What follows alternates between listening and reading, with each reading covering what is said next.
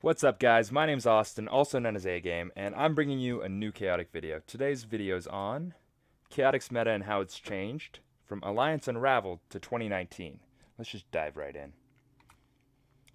So back in the day, Chaotic game had a lot of bugs, and here is a list of those cards. On the left side, you'll see cards that just didn't work as intended, and on the right side, cards that just didn't work at all.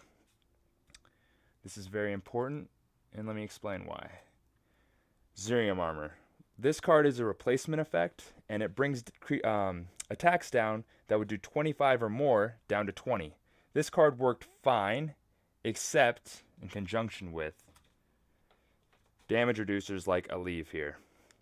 What he does is he reduces damage by 5 to War Beast, and when you do that with Zerium Armor on a War Beast, it would bring it down to 15. This is kind of busted when War Beasts are just up there with some of the strongest cards in the game. So them only being able to take 15, you can see how that might be a little too strong. Jin Tanai, however, also had another glitch. When he wins combat, you have to sacrifice another creature, or you have to destroy him.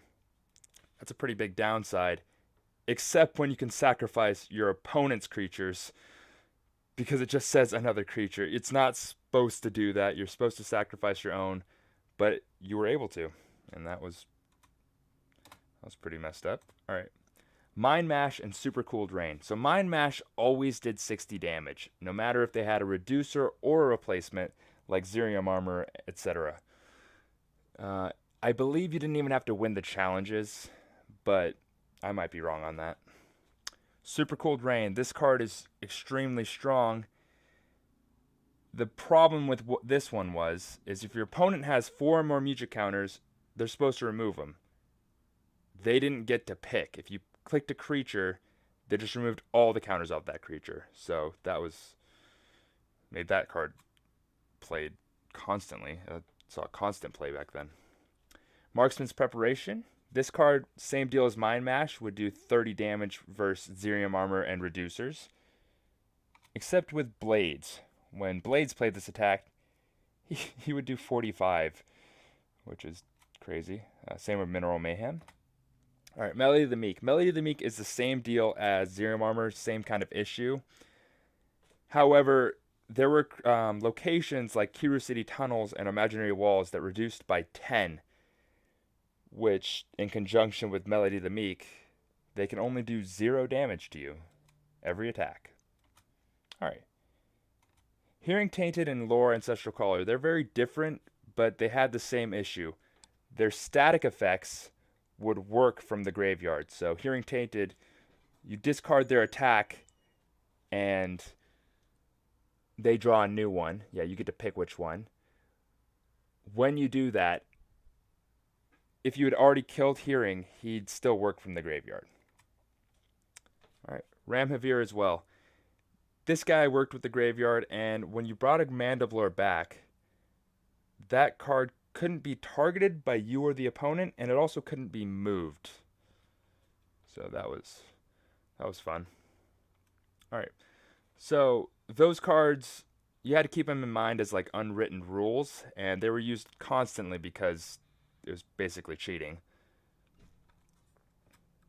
Alright, online only cards. These cards pretty much only affect offline and tournament play, but I thought they were worth mentioning, like the Beyond Rare cards, certain league rewards like Olkiek's Apron, and this fun little Glacier Plains with the Snowman.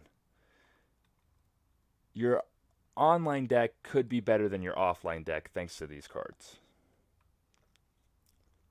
Alright, so a big difference between back then and now. Most games are played online on Untap, but back then you had to actually have the cards. So cards that were too hard to get were like Droskin, Karna Wind, Ikatosh the Ice King, and like the top ultras like Primal Smash and Zamul. Stats were a big difference as well. Like max energy is just better than everything else because it could win you the game. When your ultra pull rates were 1 in 24 packs, and to get max E, it's 3 times that, 1 in 72. people would just hoard the best codes on one profile and hardly ever play, honestly. So people just played with what they had. All right. So Fire and Stone. Fire and Stone brought a lot of new cards that were not playable back on the old website. Of these 13, about 10 see at least casual to competitive play. Okay.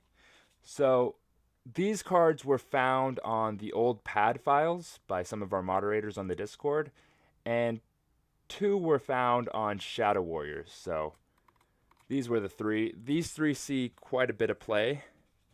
They were replaced by, we believe they were supposed to be released with Dawn of Param's Secrets. However, they were replaced with, I think, Notes of Neverwhere, Song of Symmetry, and Tornado Tackle. I believe that's what they were replaced by. Tardame wasn't really released. Like, he was released, but no one uses him. Kobari is the only one that made a real splash. He's a royal with 3 Mugic counters, a Mepedian, and a Muge. So only Zelf had 3 Mugic counters before, so Kobari was quite a big deal, especially with cards like Malvadine, the King's Herald, needing royals. All right.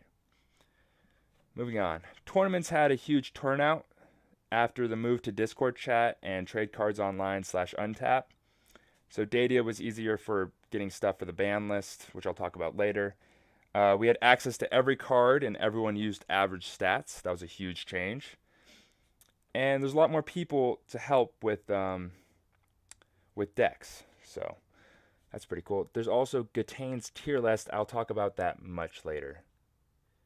He's another moderator on the Discord. All right, so the meta then. The meta was dominated by Zamul Burn, which is the typical burn deck of Canon of the Casualty, Lord Von Blue, and Airdak combo win. I'll talk about that in a minute. Ursus Dagger, Avena Elemental Hate, Infinite Neek win, and just random stuff, whatever you had. So this is back on the old website, remember that, with all those glitches. So Zamul is ridiculously strong. You could just tell by reading the card. What he did for burn was when he becomes engaged, they can't refrain a denial your Mugic.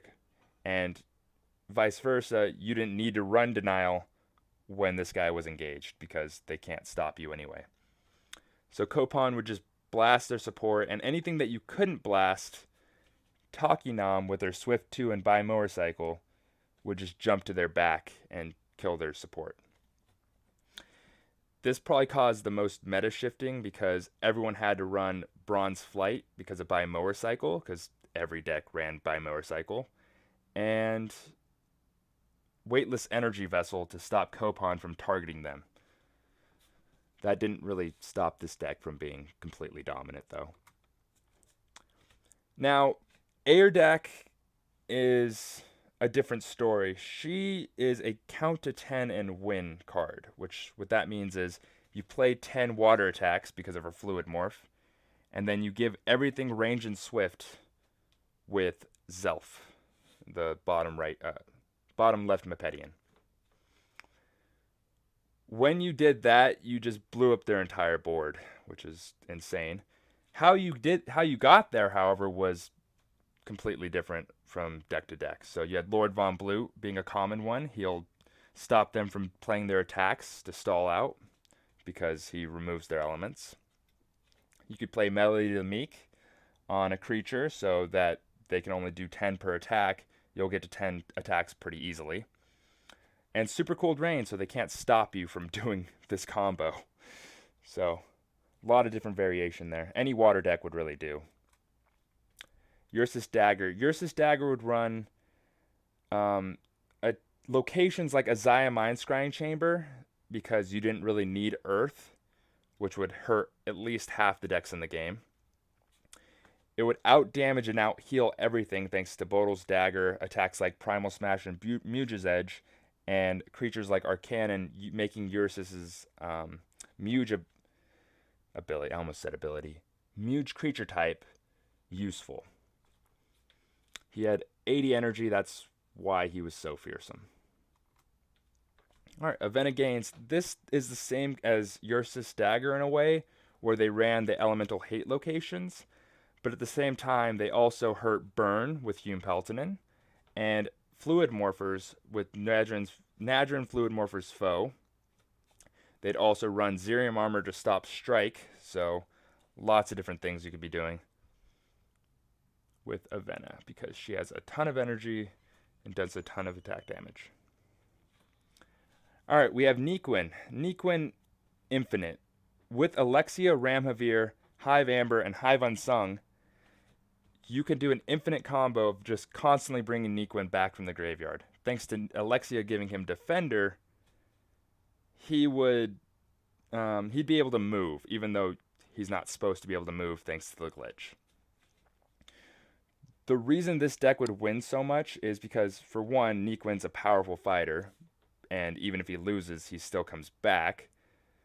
But if they just keep beating you, how are you supposed to win? You use Twister of the Elements and Super Cooled Rain until they run out of resources and just can't beat you. Eventually, they just can't beat you.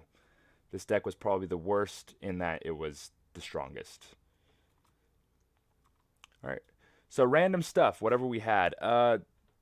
People just played what they had. Some, like I said, cards were too hard to get, and the difference in rarity and power level. So rarity often equated power level. So Brimflame was worse than Blades, and Blades was worse than Takinam, even though they're all fire air underworlders.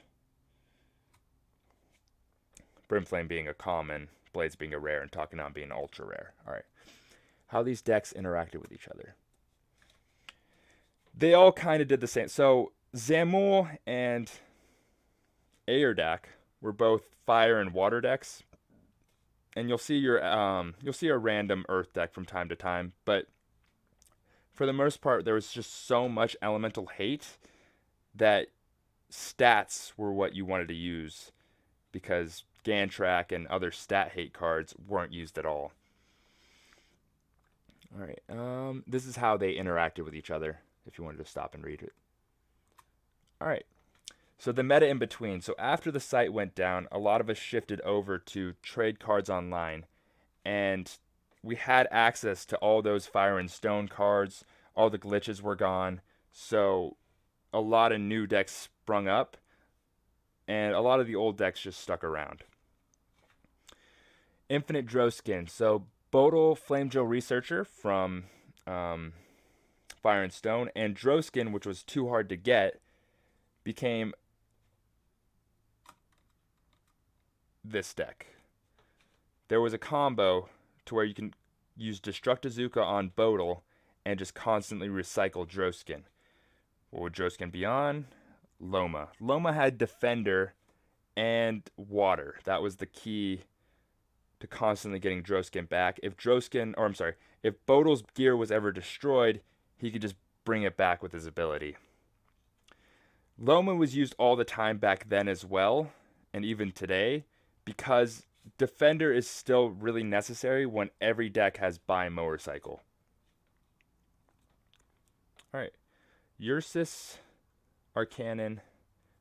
This is called the Sandman deck, and it uses Zamul, Ursus, and Arcanon and Lore, which was made by a buddy of mine, Afjack. He took all the best cards and formulated what's widely regarded as the best deck on trade cards online.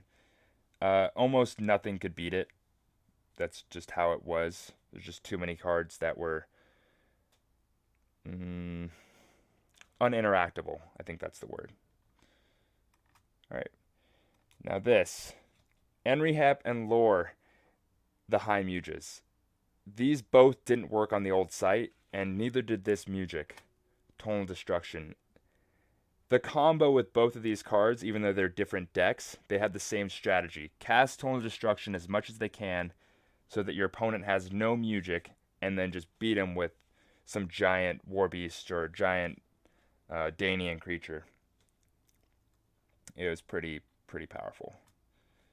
Alright, so you'd also just run fun stuff. A lot of people were not that concerned with winning, So, Iliar was everywhere, Blazvitan, Almageddon, Machinaz, like Compost. These were all just used by random players. TCO, Trade Cards Online, had a, what's it called? Scoring system to where it showed how many times you won and how many times you lost. So some people would care about it, but on Untap it was different. Okay, every deck on TCO ran these 6 cards, at least the top 3. The bottom 3 not as much, but still an insane amount.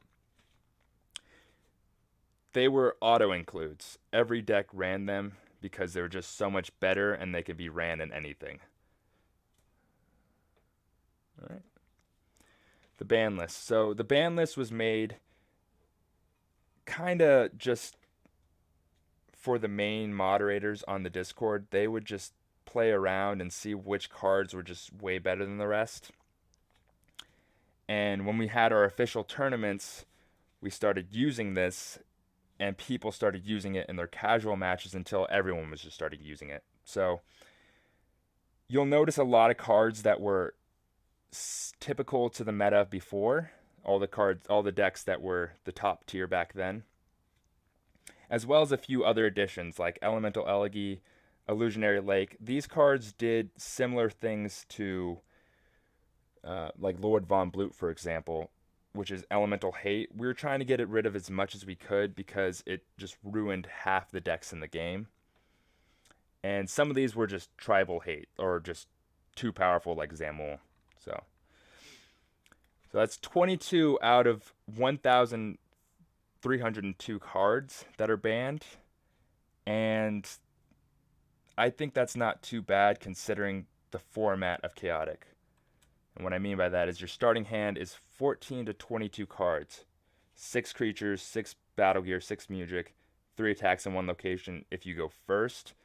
All these cards are available to you from the start, and you're able to activate their abilities with all the music you have. So it makes sense when you could do an infinite combo before the combat starts with Airdac to just win the game that we have a ban list like this. All right, the meta now. You'll notice some similar names like Avena, Ursus, Nequin.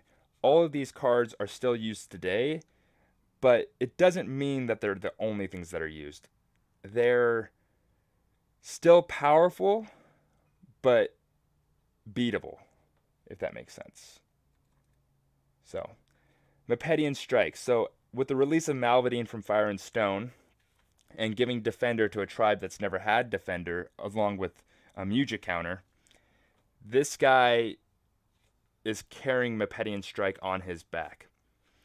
Using Ifjan, who was also an AU release and never used before, he gives an ability to give untargetable to opposing creatures or yourself while not having to spend music counters, which Mepedians have always been low on.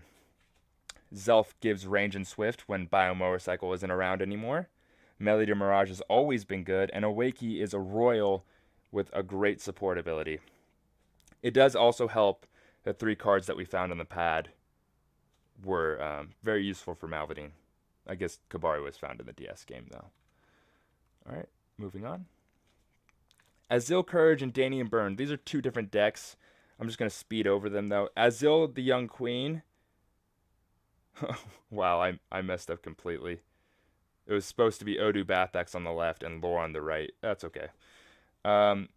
Azil and Odu had a combo to where they could give Earth 5 and Courage, outperform Courage 5. And back when you could use Grounding Grapple and Carnival Confusion, you can make it so your opponent loses his elements while you get to keep your Earth, which is very powerful. Omquad and Lore both have activated abilities of doing 10 damage. With the use of Swarm Song and Balancing Battle Song, it was very similar to Underworld Burn, but at a more activated ability instead of music damage. Okay, moving on. Lankertosh, this is probably one of the weirder ones that popped out. I mentioned that Lenker was very powerful in passing, and Anakiar was used by a fellow moderator, Chiodozen one. It all just formulated by some of the top players to make this deck right here. The idea is that Anakiar has a strong outperform 5, which is good, but he takes no damage from Recklessness if you have an Overworlder. So in conjunction with Ikatosh the Ice King and Garv, you can use cards like Carnivore's Keening to give more Recklessness, but also an insane amount of energy. So he's just massive and doesn't take any Reckless. That's pretty useful. Lanker would boost his power and other stats to be ungodly levels, and this would let him win initiative, power challenge, and mess with your opponent's stat checks, or no, not checks, but challenges, to really just give an overwhelming lead. This is how this deck would win. Okay, this is Gatane's tier list. This was what I was talking about. This is the current meta of Chaotic. It's missing some decks because you can use a wide variety of things. But although it's separated, it's not that separated. A tier can still be S tier, B tier can still be A tier. It all just depends on the matchup. All right, so the aftermath. The bugs are gone from the old website. It's a healthier meta because there's more decks and more of a chance to win instead of just auto losing from the start of the game. And more dedicated players. The cons are the fact that it's no automated play anymore. There's more chance for player error. And that's always been a thing, even in the old site. But people miss triggers and innate abilities. The stale gameplay from lack of new cards. This is just the happenstance of the card game being dead. I'm very excited for the removal. I was happy to bring that interview to you guys. And less players overall. It's not as bad as you think when you have the Discord to find as many matches as you want. All right. So that was everything. I hope you guys like, comment, subscribe, and share with friends. All right. Also, don't forget to join the Discord. See you next time.